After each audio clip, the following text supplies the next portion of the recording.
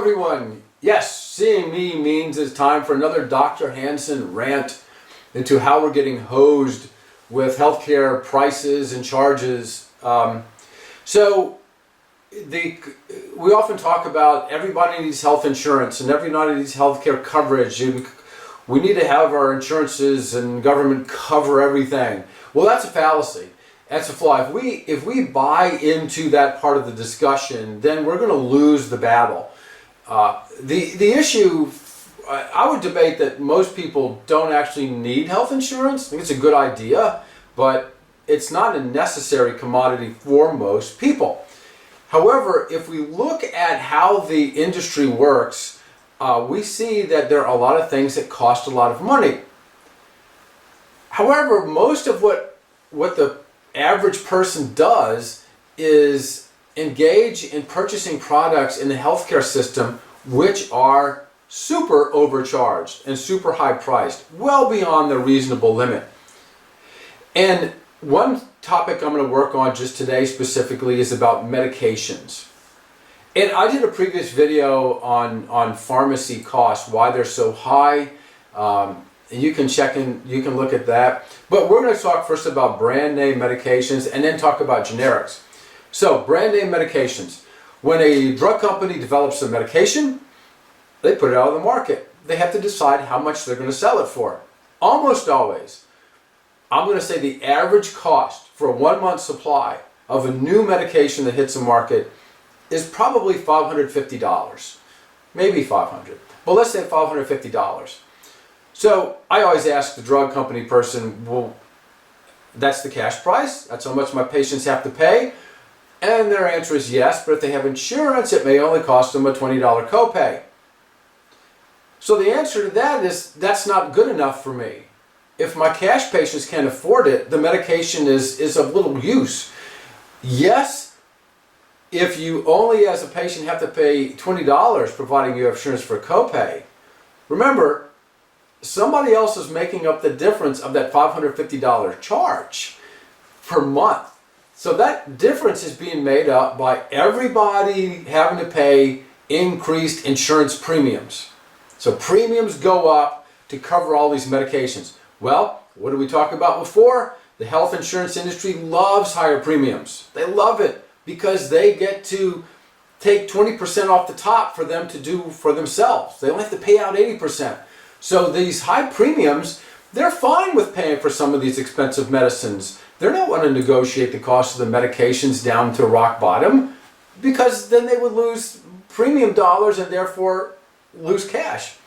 So we need to fight the fact that these medications come out at $550 on an average monthly charge. You say, well, the pharmaceutical companies that manufacture these products, they need to recoup their research and development. Know that the pharmaceutical companies spend more money on lobbying and marketing than they do on research and development. Now, there may be some minor exceptions there, but just know that.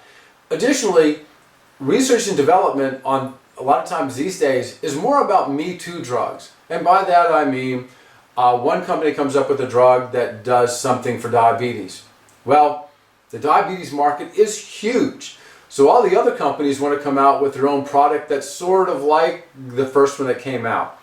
Well, you think if they come out with a second product, second in the market, that they'll reduce the cost considerably to compete for the market.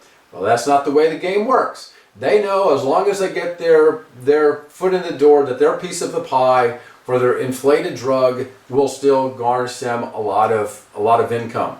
So there is no pressure, there is no force to have brand name drugs that are coming out on the market to come in at a reasonable price point. They know, the pharmaceutical companies know that they can get a full price for whatever they want because the insurance industry is willing to accept that.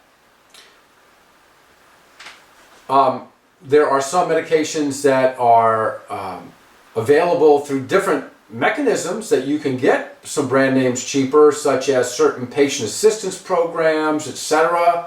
But those are sometimes don't work or are cumbersome or are limited. Now we're going to talk about generic drugs. And we'll finish up with this. So generic drugs are drugs that have been on the market for a long time.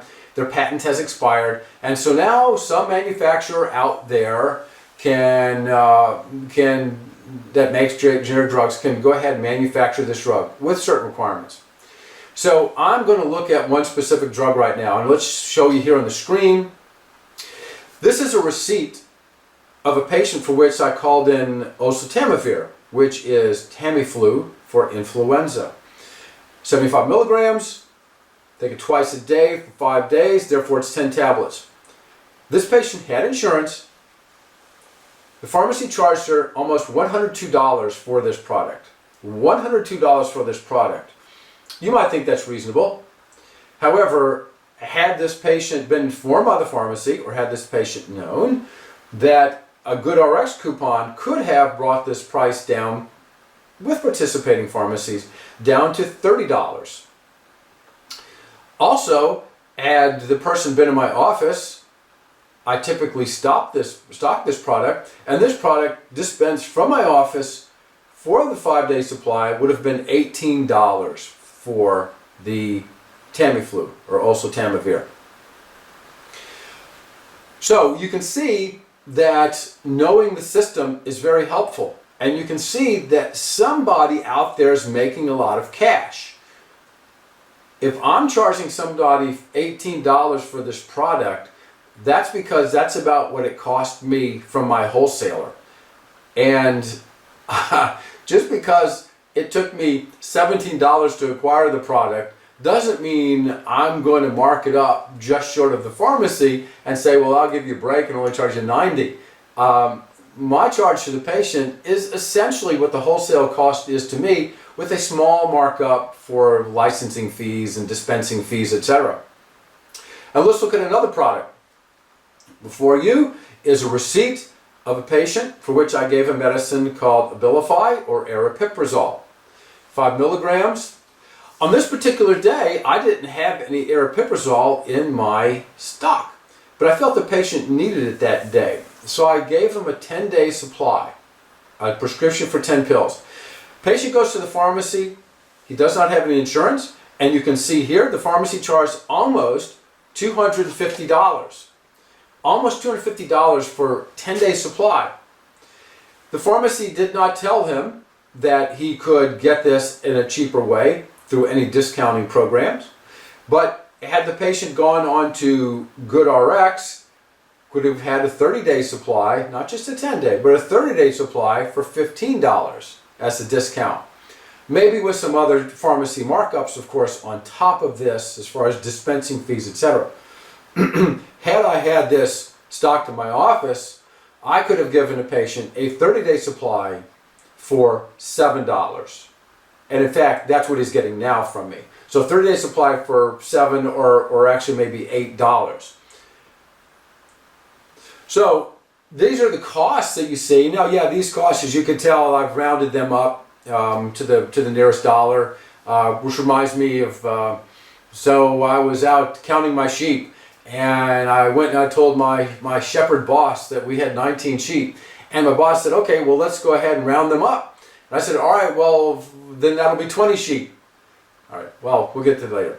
So anyway, these are the costs that we're paying for these generic products, but do we want the insurance to cover a medication that is 10 times inflated?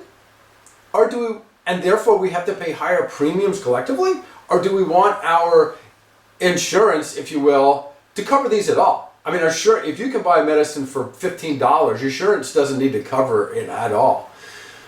Or do we want to drive down the prices of these things? I submit that's what we need to do. Bring costs and charges back in line. So, a little brief discussion of brand name, generic drugs, costs, some real world examples out there of what's going on. My advice is, if you're going to get a medication filled, that you shop around pharmacies.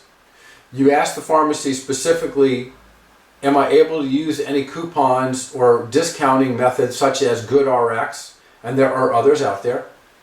If it's a medication I dispense for any patients of mine, I always check first and find out what my cost would be if I have it in stock. So just be aware of things and know that we don't need coverage of insurance for everything. We need just be cheaper prices, because with cheaper prices, we don't necessarily need insurance to cover a lot. So anyway, thanks for listening. If anybody would like to put any comments about prices that they've been hosed or rooked with, you can leave sort of generic comments. Please don't leave the name of a medication or a disease associated with your name, because then that becomes something that people look at the comments. They could say, oh, so-and-so is taking this particular medication I can see, so they must have this diagnosis. We don't want that. Nobody has the right to know your diagnosis except your physician. So I hope you like this video and it's informative. So if you do like it, please like it here as usual. And also, please feel free to subscribe to our channel so that you can get further notifications about things. And plus, it helps us overall. And share. Feel free, even for people that you know who are not members of my practice, feel free to share this video, because we all collectively need to bring down the cost and charges that we're getting hosed for. So anyway, thanks again for listening, and we'll catch up in the very near future. All right, thank you all. Bye.